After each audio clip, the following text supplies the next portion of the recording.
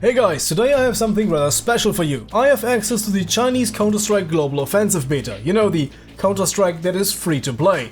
A few months ago we reported on Counter-Strike Global Offensive being officially released in China, and it got a lot of media attention because Perfect World, Valve's partner in China, announced that the servers will be running with a tick rate of 128.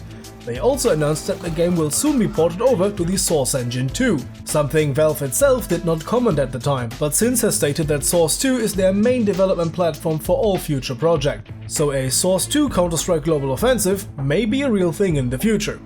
And since the Chinese free-to-play CSGO beta has been released, I did some digging and tried to find out how I, as a Westerner, can play this game and show it to you. Because recent Counter-Strike games for the Chinese market were rather obscure, so I guess a lot of you were curious how this looks, and so was I. I can tell you one thing from the beginning, it is pretty much normal CSGO. No rocket launchers, zombies, aliens, and no Scar L, even though it is still in the game's logo. Cut corner of Counter-Strike episode 6, hintity hint hint. If we go to our normal CSGO game and enter a -perfect world into the launch options, the game will try to connect to the Chinese servers. However, due to the fact that we have a Western account, we cannot join. So next, I downloaded the Chinese CSGO client. That works and we can even open and install the game. We could even log into the Chinese CSGO launcher with our Western Steam account. Because the CSGO launcher is basically a cut-down Steam application that is unable to connect to the rest of the world. But now the question might come up, why are they not simply using a normal Steam account in China? I'm afraid I cannot answer that question. Go and ask the Chinese Communist Party, they make the rules over there. But onwards with the account creation. As it turns out, creating a Chinese CSGO account is much harder than creating one for Counter-Strike Online 2. For CSGO, you need a Chinese mobile phone because they will send you a verification code via SMS.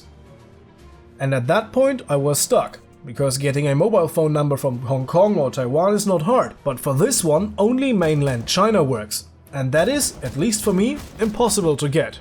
Our excursion into Chinese CSGO would have ended here if not for you guys.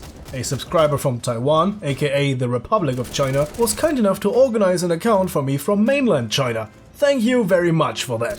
By the way, I've linked the guy's YouTube channel in the description down below. He has some pretty cool airsoft videos, so you might want to check it out. And without any further delay, let's log in. When logged into the CSGO launcher, we notice that it is rather similar to Steam, but it is missing the store, social features and so on. And maybe most important, the workshop is missing. So when we start the game, we notice that it is very similar to the usual CSGO. Currently it is in English, though that might change because this is still a beta. So with the exception of a normal server browser and the workshop content, this is normal CSGO. The first thing I tried was joining competitive matches, but this took forever and after 5 minutes of waiting I gave up and looked for some death matches and casual games.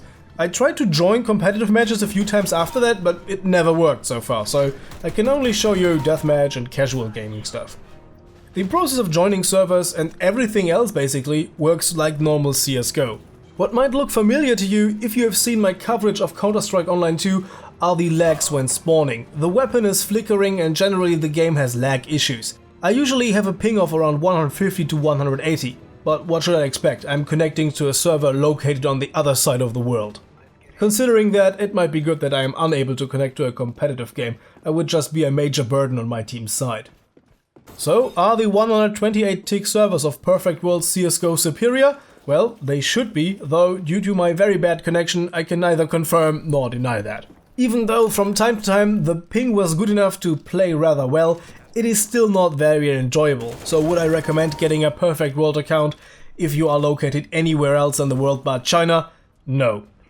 Unlike Counter-Strike Online 2, which is worth exploring because of the craziness of this spin-off, this free-to-play CSGO is not worth the effort, because except for some skins looking different, it offers nothing more or different from the regular Counter-Strike we know in the West.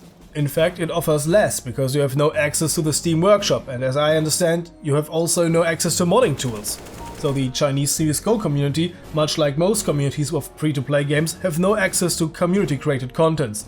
For me, a major downside, because modding culture is what makes gaming great for me. And yes, community-made skins are a part of that, even though I am not a huge fan of most skins. And talking about skins again, I mentioned it before, Chinese censors apparently demanded that skulls needed to be removed from all skins. Many outlets reported on that, so I assume you've already heard about that. What most outlets have not reported on though is that Chinese players won't have access to the map Monastery, which is one of the more unpopular Arsenal maps. Why is it banned?